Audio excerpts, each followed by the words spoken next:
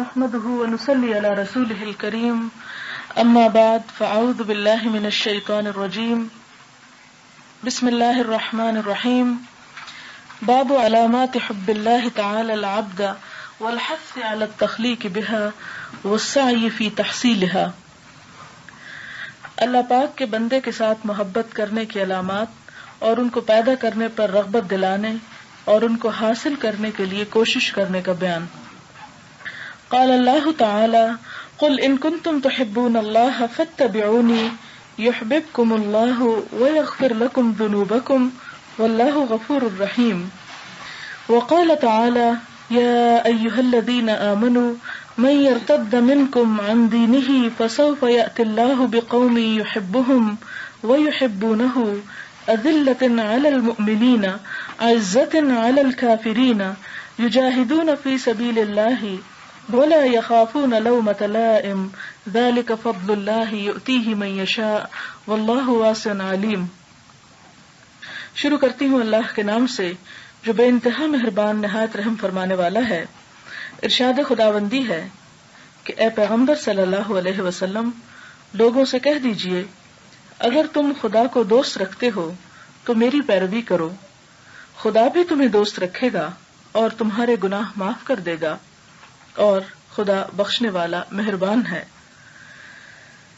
سورۃ المائدہ میں فرمایا اے ایمان لانے والو اگر کوئی تم میں سے اپنے دین سے پھر جائے گا تو خدا ایسے لوگ پیدا کر دے گا جن کو وہ دوست رکھے گا اور جسے وہ دوست رکھیں گے، اور جو مومنوں کے حق میں نرمی کریں گے اور کافروں سے سختی سے پیش آئیں گے، خدا کی راہ میں جہاد کریں گے اور کسی ملامت کرنے والے کی ملامت سے نہ ڈریں گے۔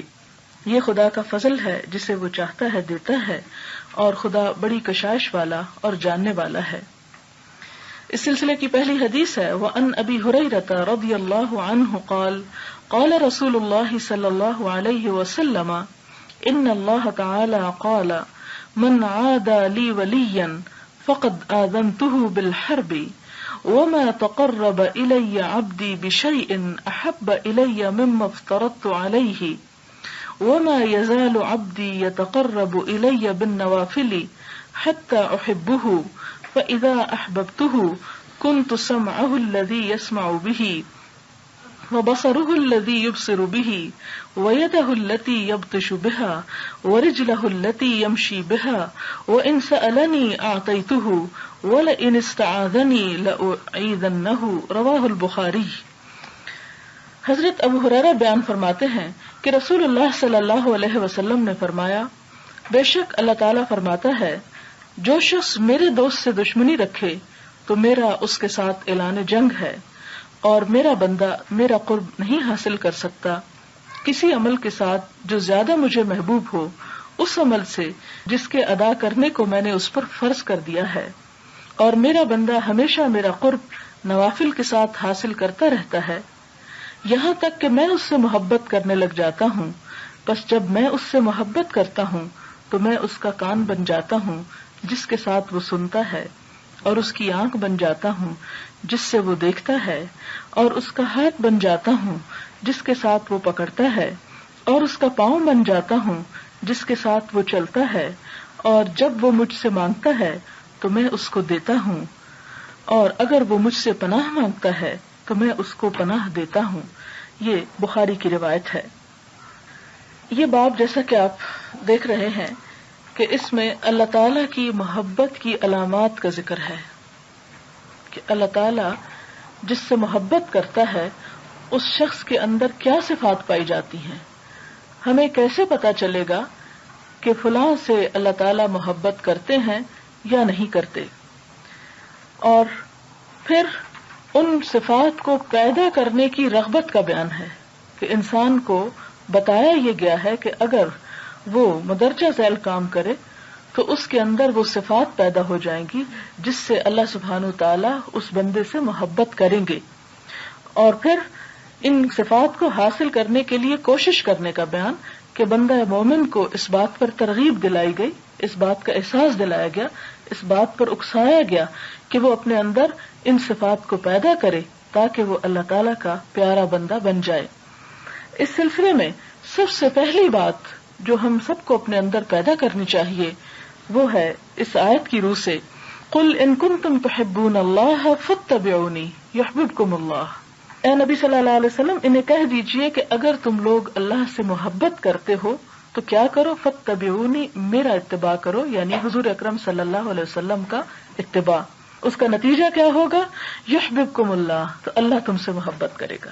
یعنی جو شخص اپنے دل میں یہ خواہش رکھتا ہو، یہ آرزو رکھتا ہو، یہ تمنا رکھتا ہو کہ وہ زیادہ سے زیادہ اپنے طرز عمل کو، طرز زندگی کو اللہ کے رسول صلی اللہ علیہ وسلم کے طرز زندگی کے تابع کرے گا، اللہ تعالیٰ کی محبت اسی درجہ اس سے بڑھتی چلی جائے گی. اور پھر وَيَغْفِرْ لَكُمْ ذُنُوبَكُمْ، نتیجہ کیا ہوگا کہ وہ تمہارے گناہوں کو بھی بخش دے گا. اگر تمہاری نیت درست ہوگی، تمہارے دل میں شوق ہوگا، تمہارے دل میں اتباع کا جذبہ ہوگا، تو پھر انسان ہونے کے ناطے انسانوں سے جو خطائیں ہوتی ہیں اللہ تعالیٰ ان کو معاف کر دیں گے. آپ دیکھیں کہ دنیا میں جتنے بھی ادیان ہیں، جتنے بھی مذاہب ہیں، ان سب کے اندر اللہ کی محبت کا درس دیا جاتا ہے. کوئی مذہب یا کوئی بھی اخلاقی درس ایسا نہیں کہ جو اللہ کی محبت سے خالی ہو. آپ دیکھیں کہ راہب جو جنگلوں میں نکل جاتے ہیں، وہ لوگ جو دنیا کو ترک کر دیتے ہیں، وہ لوگ جو اچھے اچھے کام کرتے ہیں، ان سب کا محور اور مرکز کیا ہوتا ہے؟ خدا کی محبت. اور دنیا میں خدا کی محبت کی خاطر بڑی بڑی قربانیاں بھی دی گئی. لیکن اسلام نے آ کر اس کو ایک بہترین رنگ دیا، ایک بہترین چینل دیا، اس کو صحیح رستہ دیا کہ کس طرح پتا چلے گا کہ کوئی شخص اللہ سے محبت کرتا ہے یا نہیں کرتا. کیونکہ ہر شخص دعویٰ تو کرتا ہے، ہر مذہب دعویٰ کرتا ہے، بہت سے لوگ دنیا میں دعویٰ کرتے ہیں، لیکن یہ دعویٰ سچا ہے یا جھوٹا؟ اور آج کل بھی آپ دیکھیں کہ جیسے ربیع الاول کا مہینہ ہے، ہمارے ہاں ہر گھر گھر میں اور گلی گلی میں اور شہر شہر میں اور میڈیا پر ہر جگہ میلاد ہو رہے ہیں، اور اس میں طرح طرح کی نعتیں پڑھی جا رہی ہیں. ان سب نعتوں میں آپ دیکھیں کہ مرکزی نقطہ جو ہے وہ محبت کا ہے اللہ کے رسول صلی اللہ علیہ وسلم سے. تو اب کیسے پتا چلے گا کہ ہمارا وہ دعویٰ سچا بھی ہے یا نہیں، ہم واقعی محبت کرنے والے ہیں بھی یا نہیں؟ کیونکہ مثال کے طور پر اگر کوئی بھی شخص آپ سے یہ کہتا ہے کہ وہ آپ سے محبت کرتا ہے یا آپ سے محبت کا اظہار کرتا ہے، تو اب کوئی تو پیمانہ ہونا چاہیے کہ جس سے آپ پرکھ سکیں کہ واقعی وہ محبت کرتا بھی ہے یا نہیں کرتا.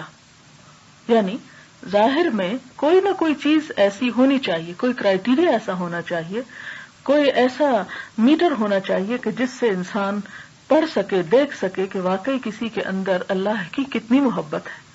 کیا صرف خوبصورت آواز میں حضور اکرم صلی اللہ علیہ وسلم یا اللہ کی محبت کی باتیں کر لینے سے محبت ثابت ہو جاتی ہے؟ نہیں، اللہ تعالیٰ نے اس کے لیے ایک معیار دیا ہے، اور وہ معیار کیا ہے کہ فاتبعونی، اللہ کے رسول صلی اللہ علیہ وسلم کا اتباع کرو. یہ ہے پیمانہ جس سے پتہ چلے گا کہ تم اپنی محبت کے اس دعوے میں کتنے سچے ہو. قل ان کنتم تحبون اللہ، اگر واقعی تمہیں اللہ کی محبت ہے تو یہاں ایک اور بات یہ پتہ چلتی ہے کہ اگر اللہ کی محبت حضور صلی اللہ علیہ وسلم کے اتباع کے بغیر ممکن نہیں تو حضور صلی اللہ علیہ وسلم کی محبت کا دعویٰ بھی آپ کے اتباع کے بغیر جھوٹا ہے. اب اتباع کیا چیز ہے؟ اتباع تبع سے نکلا ہے، جس کا معنی ہے پیروی کرنا، نقش قدم پر چلنا، فٹ سٹیپس کو فالو کرنا، ایکوریٹلی اس طرح اطاعت کرنا کہ جس میں ادھر ادھر قدم نہ جائے. اپنی ڈائریکشن یہ بالکل اس طرح کے جیسے قطب نما کی سوئی ہوتی ہے. تو آپ دیکھیں کہ دنیا کے کسی بھی حصے میں آپ چلے جائیں، سمندر کی گہرائی میں اتر جائیں یا فضاؤں میں اڑیں، اس کی سوئی کا رخ ہمیشہ اسی جانب ہوتا ہے جس طرف وہ گھومتی ہے، یعنی جنوب کی طرف. ہمیشہ وہ اسی کی طرف اپنا رخ رکھتی ہے. آپ کہیں بھی چلے، آپ چھپا کے اس کو دیکھیں، آپ اوپر کر کے دیکھیں، آپ دائیں لے جائیں بائیں لے جائیں، بالکل بندہ مومن کا دل اسی سوئی کی طرح ہوتا ہے. وہ کہیں پر ہو، زمین کے کسی حصے میں، وہ فضاؤں میں ہو، وہ سمندروں کے اندر ہو، وہ لوگوں کی محفل میں ہو، وہ تنہائی میں ہو، وہ کسی بھی جگہ ہو، اس کے دل کی سوئی اسی رخ گھومتی ہے، اسی کی طرف اس کی تڑپ اور اس کی تمنا اور اس کی طلب ہے. اس کا اٹھنا بیٹھنا، اس کا کھانا پینا، اس کا سونا جاگنا، اس کا لینا دینا، اس کی محبت، اس کی نفرت، اس کا سب کچھ اللہ کے رسول صلی اللہ علیہ وسلم کے تابع ہو جاتا ہے. اور اطاعت اور اتباع ان میں تھوڑا سا فرق ہے. اطاعت اس وقت ہوتی ہے جب کسی چیز کا حکم دیا جاتا ہے کہ ایسا کرو یا ایسا نہ کرو، تو اس میں اوبے کرنے کو کہتے ہیں کہ اطاعت کرنا، اور ڈس اوبے کو کہتے ہیں نافرمانی کرنا. لیکن اتباع اس سے بھی آگے بڑھ کر درجہ اور مقام ہے. اتباع میں ایک شخص حکم کا انتظار نہیں کرتا کہ اسے کچھ کہا جائے تو وہ کرے، وہ اس بات کا منتظر نہیں رہتا. اطاعت میں تو یہ ہے نا کہ آپ بیٹھے ہیں آرام سے، جب آپ کو کہا جائے اب اٹھ جاؤ تو آپ اٹھ جائیں، اور جب تک حکم نہیں ملتا آپ بیٹھے ہیں. لیکن اتباع میں کال کا یا کسی آرڈر کا انتظار نہیں ہوگا، وہ صرف اس بات کو کہ حضور صلی اللہ علیہ وسلم کیا چاہتے ہیں، ان کی جو پسند اور ناپسند ہے اس کے تابع اپنے آپ کو کر لینا، اور اس بات کا انتظار کیے بغیر کہ آپ کہیں کہ یہ کرو، جیسا جیسا آپ کرتے چلے جائیں ویسا ویسا کرتے چلے جانا، بغیر یہ کوشچن کیے کہ کیوں ایسا کیوں کریں. اور ہم حضور اکرم صلی اللہ علیہ وسلم کی زندگی میں بے پناہ مثالیں دیکھتے ہیں جو اتباع پر مبنی ہیں. حضرت عبداللہ بن عمر اپنے گریبان کا اوپر والا بٹن کھول کے رکھے ہوئے تھے. ایک دفعہ حدیث سنا رہے تھے، کسی نے ان سے پوچھا کہ عبداللہ بن عمر تم نے یہ کیوں کھول کے رکھا ہے؟ انہوں نے کہا کہ جب میں نے یہ حدیث حضور صلی اللہ علیہ وسلم سے سنی تو آپ کے گریبان کا بھی اوپر والا بٹن کھلا ہوا تھا. پھر اسی طرح بارہا ایسا ہوا کہ جب ایک صحابی حدیث سناتے ہیں تو مسکراتے ہیں، اور ان سے جب پوچھا گیا کہ آپ کیوں مسکرا رہے ہیں اس وقت، تو انہوں نے کہا کہ جب حضور صلی اللہ علیہ وسلم یہ بات فرما رہے تھے تو آپ بھی مسکرا رہے تھے. حالانکہ آپ نے مسکرانے کا حکم نہیں دیا، صرف آپ سے ایک فعل ہوا. صحابہ کرام ہر گہری نظر سے آپ کو واچ کرتے تھے، اور جیسا جیسا آپ کرتے چلے جاتے آنکھیں بند کر کے اسی طرف. اور یہی ہے اصل محبت، کہ یہ نہ پوچھا جائے کہ لے جا کدھر رہے ہو. ٹھیک ہے، جس سے محبت ہے جہاں وہ جائے گا وہاں ہم بھی جانے کو تیار ہیں. اور پھر آپ دیکھیں کہ ایک دفعہ حضور صلی اللہ علیہ وسلم نے انگوٹھی پہن لی تو صحابہ کرام نے بھی انگوٹھی بنوا کر پہن لی. اور کچھ دن گزرے کہ حضور صلی اللہ علیہ وسلم نے انگوٹھی اتار دی تو صحابہ کرام نے بھی اتار دی. آپ نے جب دیکھا کہ صحابہ کرام نے انگوٹھی نہیں پہنی ہوئی تو آپ نے پوچھا کہ ایسا کیوں کیا؟ تو انہوں نے عرض کیا کہ اللہ کے رسول صلی اللہ علیہ وسلم، ہم نے دیکھا کہ آپ نے پہنی تو ہم نے بھی پہن لی، اور نہیں پوچھا کہ کیوں پہنی، اور آپ نے اتاری تو ہم نے بھی اتار لی، یہ نہیں پوچھا کہ کیوں اتار دی. اسی طرح ایک دفعہ آپ صلی اللہ علیہ وسلم نماز پڑھا رہے تھے، اور سفر میں جوتوں سمیت نماز پڑھنے کی اجازت ہے، تو جوتوں سمیت نماز پڑھی جا رہی تھی کہ نماز ہی کی حالت میں سجدے میں آپ صلی اللہ علیہ وسلم نے اپنے جوتے اتار کر ایک طرف رکھ دیے، اپنے بائیں طرف. صحابہ کرام نے بھی پیچھے سب نے اپنے جوتے اتار دیے. جب آپ نے سلام پھیرا تو مڑ کے دیکھا، کیونکہ جماعت جب کرائی جاتی ہے تو امام کے لیے مسنون ہے کہ وہ جماعت کرانے کے بعد مقتدیوں کی طرف منہ کر کے بیٹھے. تو آپ نے دیکھا کہ سب جوتے اتارے بیٹھے. تو آپ نے ان سے پوچھا کہ تم نے جوتے کیوں اتار دیے؟ تو انہوں نے کہا کہ ہم نے آپ کو دیکھا کہ آپ نے اتار دیے تو ہم نے بھی اتار دیے. تو وہاں کیوں کا سوال نہیں ہوتا تھا. یہی ہے دراصل اتباع، اور یہی ہے دراصل محبت کا اظہار، کہ انسان خاموشی کے ساتھ ہر اس چیز کو لیتا چلا جائے جو اللہ کے رسول صلی اللہ علیہ وسلم نے لی. اور اتباع میں شور و غوغا کی ضرورت نہیں ہوتی کہ انسان جتائے اور بتائے کہ دیکھو میں آپ کو فالو کر رہا ہوں اور دیکھو میں آپ کے پیچھے آ رہا ہوں. محبت تو ایک ایسا جذبہ ہے جو دل کی گہرائیوں سے اٹھتا ہے اور خود بخود انسان کے سارے اعضاء اور جوارح پہ طاری ہو جاتا ہے. پھر وہ محبوب کی نافرمانی کی طرف انسان کو نہیں لے جاتا. لیکن افسوس کہ ہمارے قول اور فعل میں اتنا تضاد ہے کہ ہم زبانوں سے کچھ کہتے ہیں، زور زور سے راگ الاپتے ہیں، لیکن ہمارے عمل بالکل اس کی نفی کرتے ہیں. حضور اکرم صلی اللہ علیہ وسلم جنہوں نے کبھی سفر اور حضر میں اپنی زندگی کے کسی حصے میں کہیں ظاہر و غائب اللہ تعالیٰ کی نافرمانی نہیں کی، ہمارے دل میں کبھی احساس نہیں ہوا کہ ہم اس وقت جو کام کر رہے ہیں وہ اللہ تعالیٰ کی فرما برداری کا ہے یا نافرمانی کا. غلطی کا ہو جانا یہ ایک بالکل قدرتی بات ہے، اس لیے کہ اللہ سبحانہ وتعالیٰ نے اپنے مومن بندوں کی جو صفت بتائی ہے وہ التائبون بتائی ہے کہ بار بار پلٹتے ہیں. یہ نہیں بتائی کہ ان سے غلطی ہوتی ہی نہیں، کیونکہ انسان ہے، خطا کا پتلا ہے. اور فرمایا کہ بہترین غلطی کرنے والے وہ ہیں جو بہترین توبہ کرنے والے ہیں. اللہ تعالیٰ کو توبہ بے انتہا پسند ہے، اور اسی لیے بار بار حکم دیا قرآن پاک میں کہ اس سے استغفار کرو اور اس کی طرف رجوع کرو، اس کی طرف پلٹ آؤ، اس کی طرف لوٹ آؤ. اے دن کے گناہگار رات کو لوٹ آئے، رات کے گناہگار دن کو لوٹا. لیکن محبت جس چیز کا نام ہے اس میں کسی قیمت اور کسی شرط کے بغیر اطاعت ہوتی ہے. کسی بھی اس کے بغیر کہ اگر یہ میرا کام ہو جائے گا تو میں اتنا یہ کام کروں گا، میں اتنا صدقہ کروں گا، اتنا نفل کروں گا. نہیں، وہ محبت اللہ کے رسول صلی اللہ علیہ وسلم اور خود اللہ تعالیٰ کی محبت کی خاطر ہر وہ نیکی کا کام کرنے کو تیار ہو جاتے ہیں کہ جسے آپ نے پسند کیا ہو. اور اس میں آپ دیکھیں کہ صحابہ کرام نے پھر آپ صلی اللہ علیہ وسلم پر اور آپ کے مشن کی خاطر جانیں تک دے ڈالی. ایک صحابی ہے کھجوریں کھا رہے ہیں، حضور صلی اللہ علیہ وسلم سے پوچھتے ہیں کہ اللہ کے رسول صلی اللہ علیہ وسلم اگر میں شہید ہو جاؤں تو کیا میں جنت میں جاؤں گا؟ آپ نے فرمایا ہاں. وہ اسی وہ کھجوریں پھینکتے ہیں اور جا کے لڑنا شروع کر دیتے ہیں، اس لیے کہ انہیں آپ کی بات کا یقین تھا، آپ کے اوپر پورا اعتماد تھا. آپ صلی اللہ علیہ وسلم جہاں کہیں اپنے صحابہ کرام کو بھیجتے کسی مشکل سے مشکل مہم کے اوپر تو سب جانے کو تیار ہو جاتے.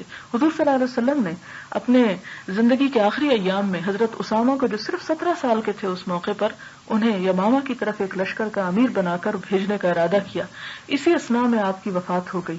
تو آپ کے بعد جب حضرت ابوبکر صدیق رضی اللہ تعالیٰ عنہ کو خلیفہ بنایا گیا تو لوگوں نے ان سے کچھ کہا کہ وہ تو اللہ کے رسول صلی اللہ علیہ وسلم تھے، انہوں نے تو اللہ کے حکم سے ایک فیصلہ کیا، لیکن آپ حالات کو دیکھیں کہ یہ اتنے نوجوان جرنیل ہیں جو جا رہے ہیں اتنی بڑی قیادت میں، اتنے بڑے لشکر کی، تو آپ کسی بڑے انسان کو مقرر کر دیں. انہوں نے کہا کہ خدا کی قسم ہرگز نہیں، اللہ کے رسول صلی اللہ علیہ وسلم جو فیصلہ کر جائیں اس کے بعد اس فیصلے کو میں ہرگز بھی بدل نہیں سکتا.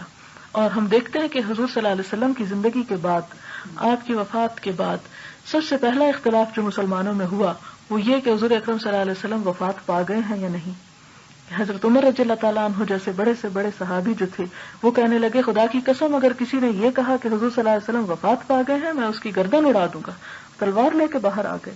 اور اس موقع پر حضرت ابوبکر صدیق رضی اللہ تعالیٰ نے وہ آیات پڑھی جن میں آتا ہے افإن مات أو قتل انقلبتم على أعقابكم. تو اس موقع پر حضرت ابوبکر کہتے ہیں کہ مجھے یوں محسوس ہوا کہ جیسے آج یہ آیات نازل ہوئی ہیں اور جو ہی اللہ تعالیٰ کا حکم سامنے آتا ہے وہ اختلاف وہیں ختم ہو جاتا ہے.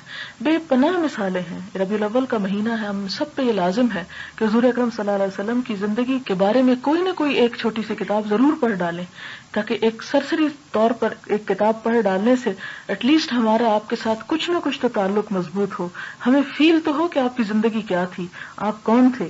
محبت اس وقت تک ہو نہیں سکتی جب تک کہ انسان اس کو جانتا نہ ہو جس سے محبت کرتا ہے. اور آپ صلی اللہ علیہ وسلم کی زندگی کے اتنے بے شمار پہلو ہیں کہ اگر ایک پہلو آپ پڑھتے ہیں اور وہ سمجھ میں نہیں آتا تو دوسرا پہلو آپ کے دل میں آپ کی محبت جگا دے گا اور تیسرا پہلو آپ کے دل میں آپ کی محبت پیدا کر دے گا.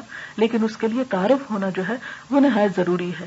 اور جتنا جتنا آپ صلی اللہ علیہ وسلم کی زندگی کے بارے میں پڑھتے چلے جائیں گے اتنی ہی محبت یقینی ہوتی چلی جائے گی، اتنا ہی آپ کے اندر آپ کی قدر جو ہے وہ راسخ ہوتی چلی جائے گی. اس سلسلے میں محمد عربی ایک چھوٹی سی کتاب بہت اچھی ہے اردو میں نے بہت چھوٹی عمر میں وہ پڑھی تھی اور مجھے اچھی طرح یاد ہے کہ اسے پڑھ کے میں بے اختیار رو دی تھی. اتنا پیارا ہے اللہ کے رسول صلی اللہ علیہ وسلم کے اوپر کہ جو اس سے پہلے صرف سنی سنائی حد تک تھا. تو جب ہم دیکھتے ہیں آپ صلی اللہ علیہ وسلم کو عملی زندگی میں مختلف کام کرتے ہوئے تو اس کا اثر اور اس کا احساس اور اس کی محبت کچھ اور ہی طرح جاگتی ہے. آپ دیکھیں کہ ہمارے اپنے عزیز رشتہ دار ہوتے ہیں، آپ کے بچے ہوتے ہیں، آپ کے بہن بھائی ہوتے ہیں، جب وہ آپ سے دور ہوتے ہیں، دوسرے ملک میں ہوتے ہیں، دوسرے شہر میں ہوتے ہیں تو ان سے تعلق کچھ کم ہو جاتا ہے کیونکہ ہم ان کے بارے میں روز مرہ کی زندگی کے بارے میں نہیں جانتے. لیکن اس کے مقابلے میں وہ بچے جو آپ کے بالکل قریب ہوتے ہیں اور خاص طور پر چھوٹے بچے جو آپ پہ بہت ڈپینڈ کرتے ہیں، قدرتی طور پر آپ کو ان سے محبت زیادہ ہوتی کیونکہ آپ ان کی زندگی کے ان کے اٹھنے بیٹھنے سونے جاگنے کھانے پینے ہر چیز کے بارے میں جانتے ہیں. تو جاننا محبت کے لیے ایک شرط ہے. حضور اکرم صلی اللہ علیہ وسلم کی محبت بھی اس وقت تک مکمل نہیں ہو سکتی جب تک کہ ہم ان کے بارے میں جانتے نہیں. تو آپ جب اس کو جانیں گے تو آپ دیکھیں گے کہ حضور اکرم صلی اللہ علیہ وسلم کے ساتھ آپ کا تعلق اس سے کہیں زیادہ مضبوط ہو جائے گا کہ جتنا اس سے پہلے ہوگا جاننے سے. یہاں پر ہمیں یہ بتایا گیا کہ اگر تم لوگ یہ چاہتے ہو کہ اللہ تعالیٰ تم سے محبت کرے، اگر کوئی شخص اپنے دل میں یہ تڑپ رکھتا ہے تو پھر وہ جان لے کہ اللہ کی محبت کو حاصل کرنے کا طریقہ اس کے سوا اور کچھ نہیں کہ وہ حضور صلی اللہ علیہ وسلم کے پاس سے ہو کے گزرتا ہو. جب تک وہ ذات بیچ میں نہیں اس وقت تک محبت مکمل ہو ہی نہیں سکتی. اور پھر فرمایا کہ اگر یہ محبت ہوگی اور یہ اتباع کا جذبہ ہوگا تو لازمی طور پر پھر چھوٹی موٹی خطائیں اور غلطیاں اور انسانی کوتاہیاں اللہ تعالیٰ معاف فرما دیں گے. واللہ غفور الرحیم، کیونکہ اللہ تعالیٰ غفور الرحیم ہے. پھر دوسری آیت جو سورۃ المائدہ کی ہے اس میں فرمایا اے لوگوں جو ایمان لائے ہو جو بھی تم میں سے اپنے دین سے پھر جائے گا تو اللہ تعالیٰ پھر ایسے لوگوں کو لے آئے گا جن سے وہ محبت کرے گا اور وہ اس سے محبت کرتے ہوں گے. یعنی اگر تم اس دین کو چھوڑ دو گے تو اللہ تعالیٰ کو تمہاری کوئی ضرورت نہیں، تمہاری کوئی پرواہ نہیں. وہ تمہارے لیے پھر خیر نہیں چاہے گا، پھر وہ ایسے لوگوں کو پیدا کر سکتا ہے، ایسی قوم کو لا سکتا ہے کہ جن سے وہ محبت کرے گا اور وہ اللہ سے محبت کرتے ہوں گے. تو گویا دوسری علامت کیا ہے اللہ تعالیٰ سے محبت کرنے کی، اور اس بات کی پہچان کیا ہے کہ اللہ ہم سے محبت کرتا ہے؟ اس کے دین کو تھام کے رکھنا، اس کے دین سے منہ نہ موڑنا. من یرتد منکم، مرتد اسی سے نکلا ہے کہ جو دین سے منہ موڑ جائے. تو جو ایسا کرے گا پھر اللہ اس سے بے نیاز ہے. اللہ تعالیٰ اپنے دین کا کام کچھ اور لوگوں سے لے لے گا. اللہ نے ہمیں مسلمان پیدا کیا، ہمیں کلمے کی توفیق عطا کی اور ہمیں اپنی بہترین نعمتیں عطا کی. ہمارے پاس قرآن پاک کو محفوظ شکل میں بھیجا، آپ کی سیرت کو، آپ کی قول اور فعل پر مبنی احادیث کو. ان سب چیزوں کے ہونے کے باوجود اگر ہم ان سے غافل ہوں اور ہم انہیں پس پش ڈالے ہوئے ہوں تو پھر اللہ تعالیٰ فرماتے ہیں کہ پھر تمہاری یہ زبانی محبت کے دعوے درست نہیں ہیں. ان لوگوں سے اللہ محبت کرتا ہے جو اس سے محبت کرتے ہیں. اور ان کی صفات کیا ہیں، ان کی خصوصیات کیا ہیں؟ ذرا یہ خصوصیات دیکھیں کتنی قابل غور ہیں. اذلۃ علی المؤمنین، جو مومنوں کے لیے بڑے نرم خو ہیں. عزۃ علی الکافرین، کافروں پہ بڑے سخت ہیں. اور آج ہمارا حال کیا ہے؟ ہم آپس میں لڑتے جھگڑتے ہیں اور کافروں کے مقابلے میں جھکے ہوئے ہیں، ان کے لیے ہم نرم ہیں. تو پھر اس سے اندازہ لگائیں کہ ہم پہ اللہ کی محبت اور رحمت برستی ہے یا کسی اور چیز کے مستحق ہیں ہم. کیونکہ جس قوم سے اللہ محبت کرتا ہے اس قوم کی یہ پہچان ہوتی ہے کہ وہ آپس میں محبت کرتی ہے، ایک دوسرے کے خیر خواہ ہوتے ہیں، ایک دوسرے کے ہمدرد ہوتے ہیں. لیکن ہمارے لیے کتنے افسوس کی بات ہے کہ ہمارے اپنے گھروں کے اندر، ہمارے اپنے رشتہ داروں کے اندر، ہم دور تو بعد میں جائیں لیکن اپنے ہی سرکل کے اندر ہم دیکھیں کہ ہم کتنا نبھانا جانتے ہیں. کتنے افسوسناک واقعات آپ کی نگاہوں کے سامنے اور آپ کے کانوں سے ٹکراتے ہیں کہ بہن بہن سے کٹی ہوئی ہے، بہن بھائی سے کٹا ہوا ہے، اور چھوٹی چھوٹی باتوں پر، چھوٹی چھوٹی چیزوں کے اوپر. تو یہ اللہ کی رحمت سے دوری کی علامات ہوتی ہیں. جب انسان کا ٹارگٹ ایک ہو جاتا ہے، جب منزل ایک ہو جاتی ہے، جب مقصد بڑا ہوتا ہے، تو جو شخص اس مقصد کی طرف بڑھ رہا ہوتا ہے انسان کو خود بخود اس سے محبت ہونے لگتی. پھر وہ ان سے نفرت نہیں کرتا، اس لیے کہ وہ سب ایک رستے کے مسافر ہیں، وہ سب ایک گروہ ہیں. اور اللہ تعالیٰ ایسے ہی مسلمانوں کو آپس میں دیکھنا چاہتا ہے. اللہ کی محبت جب تک انسان میں پیدا نہ ہو اس وقت تک آپس کی محبت پیدا ہو ہی نہیں سکتی.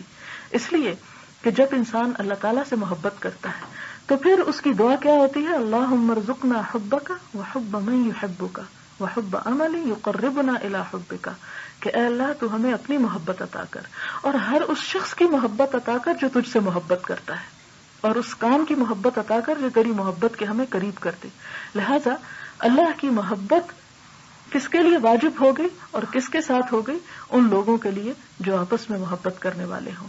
اور پھر اسی طرح حضور صلی اللہ علیہ وسلم نے بھی فرمایا قیامت کے دن سب سے زیادہ مجھ سے قریب لوگ مجلس کے اعتبار سے وہ لوگ ہوں گے کہ جو منکسر المزاج ہوں گے، جو محبت کرتے ہیں اور محبت کیے جاتے ہیں. وہ لیے دیے نہیں رہتے، وہ ایسے نہیں ہوتے کہ وہ کسی کو نہ چاہیں اور کوئی ان کو نہ چاہتا ہو. وہ ایسی بے نیازی میں مبتلا نہیں ہوتے، بلکہ وہ دوسروں کے لیے اپنے کندھے جھکا کے رکھتے ہیں، دوسروں سے محبت کرتے ہیں اور خود دوسروں سے محبت کرواتے ہیں. کرواتے سے مراد یہ نا محبت ڈیمانڈ نہیں کی جا سکتی، لیکن ایسے کام کرتے ہیں کہ خود بخود ان کی محبت دوسروں کے دلوں میں پیدا ہوتی ہے. اور کیا صفات ہیں اللہ کی محبت والوں کی، اللہ والوں کی؟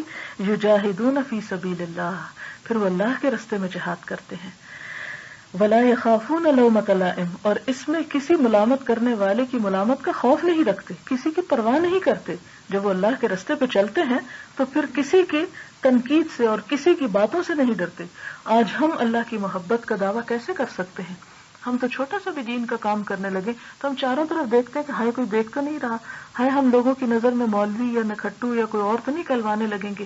ہم طرح طرح کے خدشات اور طرح طرح کی پریشانیوں میں مبتلا ہو جاتے ہیں، ہم طرح طرح کی مصلحتوں کا شکار ہو جاتے ہیں کہ ہائے اگر ہم نے سب محفل میں بیٹھ کے نماز پڑھ لی تو لوگ ہمارے بارے میں یہ ریمارکس دیں گے، اگر ہم نے سر ڈھانک لیا تو لوگوں کی نظروں سے ہم گر جائیں گے. تو پھر یہ اللہ کی محبت کیسی محبت ہے کہ جس میں اللہ کی مرضی تو ایک طرف رہ جائے اور لوگوں کی مرضی غالب آ جائے. اس لیے کہ جو جس سے محبت کرتا ہے اور سچی محبت کرتا ہے اس کی خاطر ہر قربانی کر جاتا ہے. اور آپ دیکھیں کہ چیپ قسم کی محبتوں کے قصے بھی آپ نے دنیا میں بہت سے وہ لوگ کہانیوں کی شکل میں سنے ہوں گے، اور ان میں قربانیوں کے تذکرے آپ نے دیکھے ہوں گے کہ کس طرح لوگوں نے اپنی جانیں تک دے ڈالی صرف فنا ہونے والی محبتوں کے صلے میں. لیکن اللہ سے محبت تو غیر فانی ہے، اس کو تو کبھی فنا ہی نہیں. الا ان اولیاء اللہ لا خوف علیہم ولا هم يحزنون، کہ اللہ کے دوستوں کے لیے، اللہ سے محبت کرنے والوں کے لیے تو نہ کوئی خوف ہے اور نہ کوئی غم ہے. وہ محبت صرف اس دنیا کی حد تک نہیں ہوگی بلکہ وہ محبت اگلی دنیا تک جائے گی. ذالک فضل اللہ یؤتیہ من یشاء، یہ اللہ کا فضل ہے، جسے چاہتا ہے عطا کرتا ہے. یعنی دل میں اللہ کی محبت ہونا، اللہ والوں کی محبت ہونا اور اللہ کی محبت کی یہ علامات انسان کے اندر ہونا، یہ اللہ کا سراسر فضل ہے. لیکن اسی کو دیتا ہے جسے وہ خود چاہتا ہے، اور وہ خود کس کو دیتا ہے؟ وہی دیتا ہے جس دل میں اس کی محبت پائی جاتی ہے. اگلی حدیث جو میں نے آپ کے سامنے پڑھی یہ بخاری کی حدیث ہے. اس میں حضرت ابو ہریرہ رضی اللہ تعالیٰ عنہ راوی ہیں. کہتے ہیں کہ حضور صلی اللہ علیہ وسلم نے فرمایا کہ بے شک اللہ تعالیٰ فرماتے ہیں جو شخص میرے دوست سے دشمنی رکھے تو میرا اس کے ساتھ اعلان جنگ ہے. یعنی اگر کوئی شخص اللہ سے محبت کرتا ہے اور لوگ اس سے دشمنی پہ اتر آتے ہیں تو اللہ تعالیٰ خود اس کا نگہبان ہو جاتا ہے، خود اس کو بچانے والا ہوتا ہے، خود اس کی مدافعت ان کی طرف سے کرنے والا ہوتا ہے. کیونکہ قرآن پاک میں اللہ تعالیٰ نے فرمایا ان اللہ یدافع عن الذین آمنوا، کہ اللہ تعالیٰ اہل ایمان کی مدافعت کرتا ہے، خود انہیں بچاتا ہے، خود ان کے اوپر ہاتھ رکھتا ہے. اس لیے کہ اللہ تعالیٰ کیوں نہ ان سے محبت کرے جو اللہ سے محبت کرتے ہیں. لہٰذا انسان کو اگر پروٹیکشن چاہیے تو اس کے لیے بھی بہترین طریقہ یہ ہے کہ انسان حقیقی معنوں میں لا الہ الا اللہ پر عمل پیرا ہو جائے، ہر چیز کو دل سے کھرچ کے نکال کے صرف اور صرف اللہ تعالیٰ کی محبت دل میں جم جائے. پھر فرمایا اور میرا بندہ میرا قرب حاصل نہیں کر سکتا کسی عمل کے ساتھ جو زیادہ مجھے محبوب ہو اس عمل سے جس کے ادا کرنے کو میں نے اس پر فرض کر دیا. یہ بہت اہم بات ہے جو سمجھنے کے لائق ہے کہ اللہ تعالیٰ فرماتے ہیں کہ میرا بندہ اسی وقت میرا قرب حاصل کر سکتا ہے، میرے قریب ہوتا ہے جب وہ اس کام کو کرتا ہے جس کام کو کرنے کو میں نے اس پہ فرض کر دیا ہے. یعنی جب تک انسان سمپلی، اس کو سمپل سینٹنس میں آپ یوں کہہ سکتے ہیں کہ جب تک انسان فرض ادا نہیں کرتا اللہ کے قریب نہیں ہو سکتا. سیدھی سی بات ہے. اب آپ دیکھیں ہمارے محبت کے پیمانے اور اللہ تعالیٰ کا پیمانہ کیا ہے. وہ کہتا ہے کہ مجھ سے محبت کرتے ہو، میری محبت چاہتے ہو، میری محبت کو جلد از جلد حاصل کرنے کا طریقہ یہ ہے کہ اپنا فرض ادا کرو. اب فرائض میں کیا چیز شامل ہوتی ہے؟ آپ دیکھیں کہ ایک تو وہ فرائض کی قسمیں ہیں جو بندے اور اللہ کے درمیان ہیں، جیسے نماز ہے، روزہ ہے، حج ہے، زکوٰۃ ہے. یہ اللہ کے ذمہ ہے، یعنی اللہ کا حق ہے اور ہمارے اوپر فرض ہے. اور دوسرے وہ فرائض ہیں جو بندوں کے حقوق ہیں اور ہمارے اوپر فرائض ہیں. جیسے والدین کے حقوق ہیں تو وہ ہم پر فرائض ہیں، جیسے استادوں کے حقوق ہیں تو ہم پر فرائض ہیں، جیسے بچوں کے حقوق ہیں تو ہم پر فرائض ہیں، جیسے ہمسایوں کے حقوق ہیں، جیسے تمام مسلمانوں کے حقوق ہیں. تو یہ سب چیزیں انسان کے اوپر فرض کی گئیں. تو فرمایا کہ جب کوئی بندہ اپنا فرض ادا کرتا ہے تو وہ فرض ادا کر کے دراصل میرے قریب پہنچتا ہے. اور اگر کوئی بندہ فرض ادا نہیں کرتا اور صرف ایسے کام کرتا ہے یا صرف نوافل کی طرف توجہ رکھتا ہے، جیسے کہ ہمارے ہاں عام طور پر عادت ہے کہ لوگ سال بھر نمازیں نہیں پڑھتے یا کبھی پڑھی کبھی نہ پڑھی، اور رمضان میں شاید آخری جمعے کو یا کوئی آخری رات ہوتی ہے اس کو قضائے عمری قضا پڑھتے ہیں کہ ساری زندگی کی نمازیں اس دن 2 رکعت نفل پڑھ لی، پتہ نہیں اثر سے پہلے کے بعد، کچھ اس طرح کی باتیں مشہور ہیں. بھلا یہ کیسے ممکن ہے کہ ایک شخص دن میں 5 دفعہ تھک رہا ہو اور ایک شخص سال میں 1 دفعہ 2 رکعت نماز پڑھ لے اور وہ کہے کہ یہ سب کافی ہو گیا. پھر اسی طرح آپ دیکھیں کہ ہمارے ہم وطنوں کے ہم پر جو حقوق ہیں، ہمارے انسانوں کے جو ہم پر حقوق ہیں، جب حقوق العباد کا لفظ آتا ہے تو اس میں ہر طرح کے بندے شامل ہو جاتے ہیں، جس کا دائرہ انسان کی اپنی ذات سے لے کر اپنے والدین، اپنی اولاد اور پھر اپنے قریبی رشتہ دار، اپنے ہمسائے اور پڑوسی، اپنے محلے میں بسنے والے، اپنے شہر میں بسنے والے اور اپنے ملک میں بسنے والے اور پھر تمام دنیا میں بسنے والے لوگوں کے ہم پر حقوق ہیں. اور ان سب کی تفصیلات قرآن اور سنت میں ہمیں ملتی ہیں. اور کچھ چیزیں ایسی ہیں کہ جب تک وہ بندے معاف نہیں کرتے اللہ تعالیٰ بھی ان کو معاف نہیں کریں گے. کچھ چیزیں ایسی ہیں کہ جو اللہ اور بندے کے درمیان ہیں، اگر ان میں کوئی کمی کوتاہی ہو جاتی ہے تو وہ قابل معافی ہے. لیکن وہ چیزیں جو اللہ کے بندوں کے درمیان ہیں، جب تک بندے اپنا حق معاف نہیں کرتے اور دوسرے اپنا فرض ادا نہیں کرتے تو اللہ تعالیٰ بھی اس بندے کو اس کے حال پہ چھوڑ دیتے ہیں، اس کو معاف نہیں کریں گے. تو فرمایا کہ سب سے زیادہ جس چیز سے بندہ قرب حاصل کرتا ہے وہ فرائض کی ادائیگی کے ساتھ ہے، اور پھر اس کے بعد بندہ مسلسل نوافل کے ساتھ قرب حاصل کرتا رہتا ہے. یعنی صرف فرض ادا کر کے نہیں بیٹھ جاتا، بلکہ نوافل کا مطلب ہے ایکسٹرا، یعنی اپنے واجب اور لازم سے زیادہ، جس کو احسان کی ٹرم بھی استعمال کی جاتی ہے. آپ نے قرآن پاک میں بھی پڑھا ہوگا کہ ان اللہ یأمرکم بالعدل والاحسان، تو عدل ہوتا ہے پورا دے دینا. ہم سے تقاضا کیا گیا جو ہم اتنا اس کو واپس کر دیں، بندہ ہو یا رب ہو. لیکن نوافل وہ ہوتا ہے کہ دل کی خوشی کے ساتھ اگر کسی نے آپ کے ساتھ تھوڑا احسان کیا ہے اور جب آپ کو موقع ملے تو آپ اس کے حق سے بڑھ کر اس کے ساتھ احسان کریں، اپنے لازم سے بڑھ کر اس کے ساتھ اچھا کریں.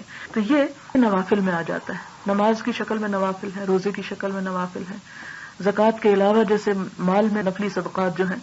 پھر اسی طرح بندوں کے حقوق کے ساتھ یہ ہے کہ جو آپ سے اچھا سلوک نہیں کرتا، جو آپ کے ساتھ برا کرتا ہے، آپ اس کے لیے برا نہیں سوچتے، آپ اس کے لیے پھر بھی خیر خواہی رکھتے ہیں. جو رشتہ دار آپ کا حق ادا نہ کرے، آپ ان کا حق ادا کرنے پر اپنے آپ کو تیار پاتے ہیں. تو یہ دراصل احساس ہے. تو جو بندہ حق سے بڑھ کے پھر کسی سے کرتا ہے تو اللہ تعالیٰ فرماتے ہیں پھر مزید میرے قریب ہو جاتا ہے، یہاں تک کہ میں اس سے محبت کرنے لگ جاتا ہوں. یعنی اللہ تعالیٰ پھر بندے سے محبت کرنے لگ جاتے ہیں. بس جب میں اس سے محبت کرتا ہوں تو اس کا کان بن جاتا ہوں جس کے ساتھ وہ سنتا ہے. اس کا کیا مطلب ہے کہ پھر جب اللہ کی محبت بندے پہ لازم ہوتی ہے تو بندے کو برائیوں سے خود بخود نفرت ہونے لگتی ہے. وہ کوئی ایسی بات سننا پسند ہی نہیں کرتا جو اللہ کو پسند نہ ہو. وہ پھر وہی چیزیں سنتا ہے جس کا سننا خدا کو پسندیدہ.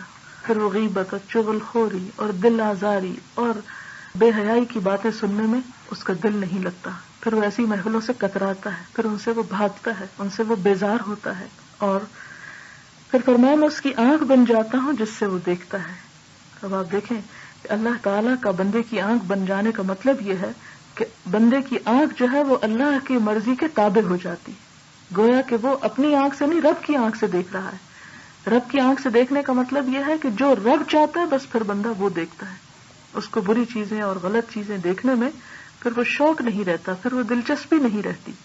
لیکن اگر دل کے اندر وہ شر موجود ہے کہ جو نیکی کی بجائے برائی کی طرف ہمیں اٹریکشن اس طرف زیادہ ہے اور اس طرف وہ کھینچ کے ہمیں لے جاتا ہے، اور ہمارا دل نیکی کی بجائے ان چیزوں میں زیادہ لگتا ہے، خیر اور بھلائی اور دوسروں کی مدد کے کاموں کی بجائے شر اور فساد کی طرف زیادہ ہماری توجہ اور دلچسپی ہو جاتی ہے، تو پھر یاد رکھیے کہ یہ اللہ کی آنکھ نہیں کہ جس سے بندہ دیکھ رہا ہو.